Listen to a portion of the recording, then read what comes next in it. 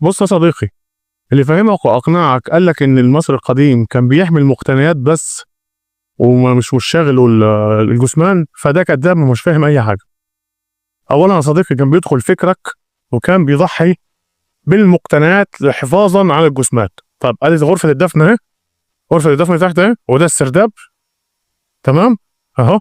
تعالى بقى اوريك الايه غرف المقتنيات والاساس الجنائزي ضحى بيها في الاول عشان حضرتك ما توصلش لغرفه الدفن نفسها. اهي تعالى هوريك غرف المقتنيات والاساس الجنائزي. تمام، عشان تفهم وتعرف انه كان اهم حاجه عنده هو جثمان الملك، ان محدش يلعب فيه. ماشي، ده ان محدش يلعب فيه.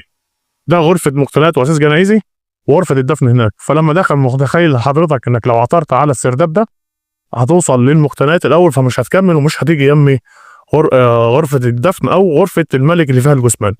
مش انه كان بيضحي بالجثمان عشان خاطر يحمي الذهب والتماثيل والهبل اللي هم كانوا بيقولوا لكم ده. انا احمد سفاري ودي صفحه زي ما بتقول.